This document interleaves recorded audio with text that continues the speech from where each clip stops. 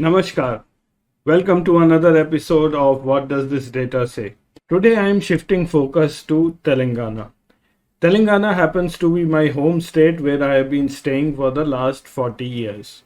This state is one of the 9 states where elections are due in 2023 before the 2024 general election. And it is one of the 2 southern states that will go to polls, the other one being Karnataka.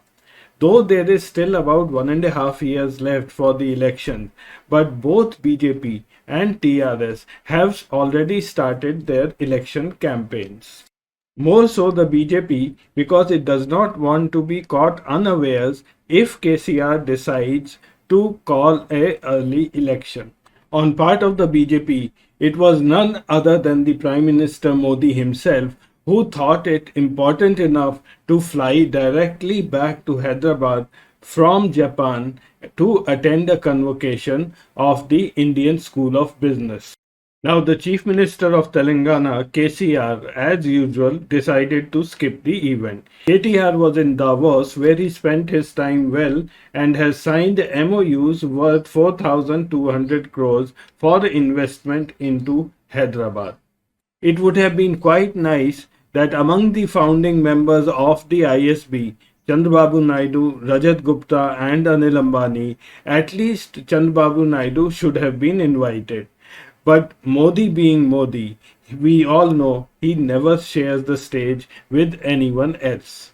But Modi did find about half an hour's time to address the BJP workers at the old Begumpet airport. I'm going to show you a 2-minute clip of Modi's speech where you can yourself decide whether it was becoming or unbecoming of a prime minister to talk in the manner that he talked. A massive crowd of 200 BJP workers had gathered in the parking lot of the old Begumpet airport, and that too comprised of many security people and press photographers. Here is the clip. Telangana आंदोलन इसलिए नहीं चला था कि कोई एक परिवार तेलंगाना के विकास के सपनों को लगातार कुचलता रहे। तेलंगाना आंदोलन इसलिए नहीं चला था कि कोई एक परिवार साम दाम दंड भेद ये रास्ता अपना करके तेलंगाना को तबाह करने में नई नई साजिश करते रहे। पिछले दिनों अलग अलग चुनावों में भाजपा की जीत इस बात का स्पष्ट संकेत है कि तेलंगाना में अब लोगों ने मन बना लिया है। तेलंगाना में अब बदलाव पक्का है। तेलंगाना में अब भाजपा तय है। मुझे पूरा विश्वास है कि भाजपा का हर एक कार्यकर्ता इसी उत्साह और समर्पण के साथ आगे भी काम करता रहेगा। तेलंगाना तेजी से विकास के रास्ते पर चलेगा, तुष्टीकरण की राजनीति से मुक्त होगा, परिवारवादी पार्टी के चंगुल से मुक्त होगा। और भाइयों, the state government on its part did not give a warm welcome to Modi at all. There was a group of youngsters protesting against the visit of Modi who had prepared a list of 17 questions.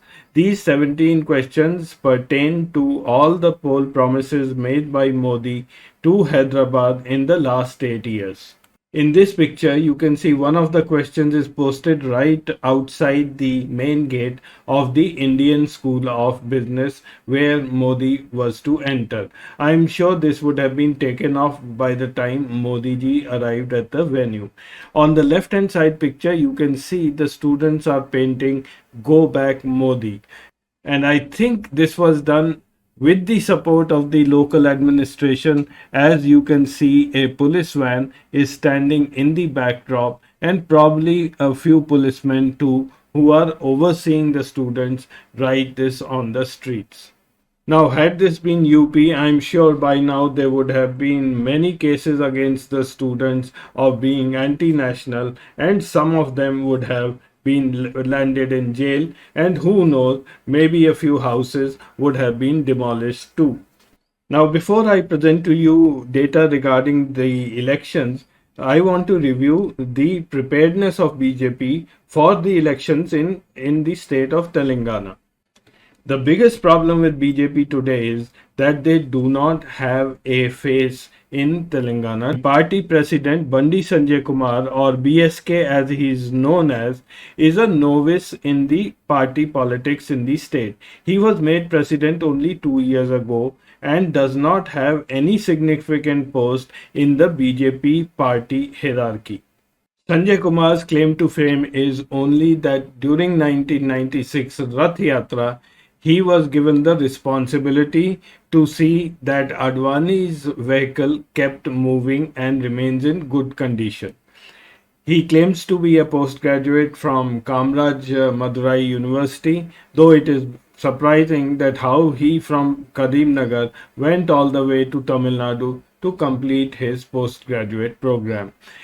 He is a businessman by profession and he is really not that rich. But then the party is fully behind him. Now, when one has nothing to show, the only way he can gain attention is by making ludicrous comments. A day before Modi came, Sanjay Kumar Bandi made comments such as he will dig up all the mosques in the state because there was a possibility of finding a shivling underneath. He also said that if BJP comes to power, it will abolish madrasas, it will do away with reservation for Muslims, which is 4% in the state, and remove Urdu as the second official language. And that makes it very clear which way the BJP campaign is going to head in the months to come. Here's a recap of the 2018 Assembly elections of Telangana. There are a total of 119 seats in the state, out of which 88 were won by the TRS, 19 by the Congress, 7 by AIMIM, 1 by BJP, 2 by TDP, and 1 by Forward Bloc, 1 independent. It is noteworthy that out of the 117 candidates which fought election from the BJP, 102 lost their deposit. As a result of many by-elections held in the last 4 years, the present state of the Telangana Assembly is TRS has 103 members, AIMIM 7, Congress 6, and the BJP 3. Also note the vote share of the parties in the 2018 election. The TRS had a vote share of 46.8, Congress 28.4, AIMIM 2.7, BJP around 7%. So TRS had roughly 40% more vote share than the BJP across the state. So how does BJP, with only a 7% vote share in the 2018 election, think that it will be able to win 70 seats in 2023? This confidence boost to the BJP came because of the 2019 election results. TRS got a 53.7% vote share, BJP 20.5%, Congress little less than 20%, and AIMIM around 6%. Both the BJP and the TRS vote shares increased in the Lok Sabha election. And here is the map of the 2019 Lok Sabha election. The orange areas are where the BJP had won, which is mostly in the northern parts of Telangana. These are the three seats. One seat, Secunderabad constituency, won by Kishan Reddy, and the blue areas are the places where Congress had won, and the pink ones are all where TRS had won the seats. Now, BJP thinks that its policy of polarization will work in the next election too. So let's try to dig in some data to this effect. Here is a table of the percentage of Muslims in the districts of Telangana. The highest number of Muslim concentration is in Hyderabad, having 43.45% Muslims. The pink rows which I have marked are the places where Muslim population is above 10%, which are about 8 to 9 places in the state. The remaining places are all below 10%. In fact, some of them have population of less than 5%. The overall Muslim population in the state, according to 2011 census, was 12.68%, which is much lower when you compare it to this state like Uttar Pradesh, where it was close to 20%. The same table I have plotted on the map of Telangana. The dark blue places, the darkest of course is Hyderabad, which is 43.5. These areas, which are darker shade, is where the population is above 10%. Adilabad, Nirmal, Nizamabad, Sangareddy, Vikarabad, Hyderabad. So these are all places close to Hyderabad or to the north of Hyderabad. The remaining part where TRS had won election are the white areas where the Muslim population is less than 5%. I will now show you both these maps side to side. As I said, the northern areas are where the Muslim population is more than 10%, is where BJP had won in the Lok Sabha election, which includes one seat in the Hyderabad area, which is Secunderabad. Now, they think that the target area for them will be all these areas on the northwestern side of the state. Now, these areas where the population is more than 10% constitute roughly one fourth of the state. The total number of seats here will not be more than 35. So, even if BJP's strategy works and the seats get divided between TRS and BJP, they will not win more than 15 to 20 seats. Last election, they had only one seat. So this time around, even if they win 20 seats, they are not going to get into the power game. Personally, I feel the polarization game is not going to work as people of Telangana are far more intelligent. Also, please note I am not making any poll prediction. I am only using the data of the parliamentary constituencies, working out the assembly seats under them, and dividing it between BJP and the TRS. Election is much more than numbers, and who knows what the outcome will be. Now let's get on to the second part of this episode where I'm going to show you a few developmental parameters of the state of Hyderabad and how it stands against rest of the country. Any BJP leader who comes to Hyderabad talks about the UP or Gujarat model. These days it is more of UP model than the Gujarat model. So I'm going to compare some of the statistics with these two states as well. Firstly, the GDP growth rate from 2014 onwards. The blue line is the India growth rate and the yellow line is the Telangana growth rate. As you see, Telangana has always been ahead of India as far as the GDP growth rate goes. Even in the bad year of the pandemic, when the India growth fell below 7%, Telangana fell to little below zero. Now, if you put UP and Gujarat on the same graph, UP is the red one, which was following the India pattern almost all through, and Gujarat is in brown here, which is close to the Telangana growth rate. So, Telangana remains one of the highest GDP growth states in the country. The UP model of development and why one should not adopt it becomes clear by this next graph. This is the per capita GDP at constant prices, which means I have taken into account inflation. The per capita income in 2021 of the country was close to 1 lakh. Telangana was around 1.5 lakh and Gujarat was around 1.9 lakh. UP was the one of the lowest in the country at 47,200. to 71. That is almost one third of that of Telangana. Now, just to counter Mr. Modi's charge that there has been no development in the state for the last 8 years, I am going to talk of two projects very, very briefly.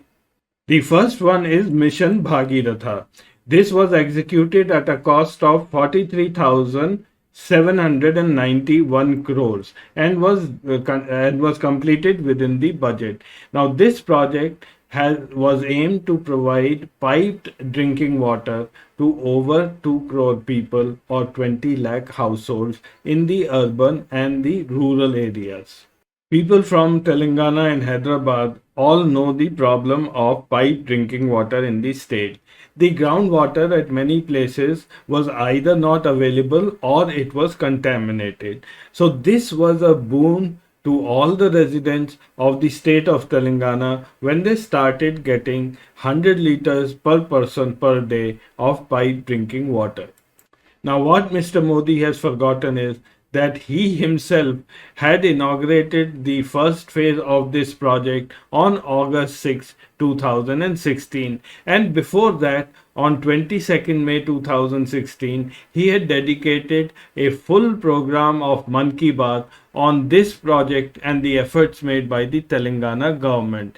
This project also received the first prize of National Water Mission in 2019 and it was commended by Niti Aayog. Several states like UP, West Bengal, Bihar, Maharashtra, Tamil Nadu, Madhya Pradesh and Odisha found this project excellent and they have started implementing it in their own states.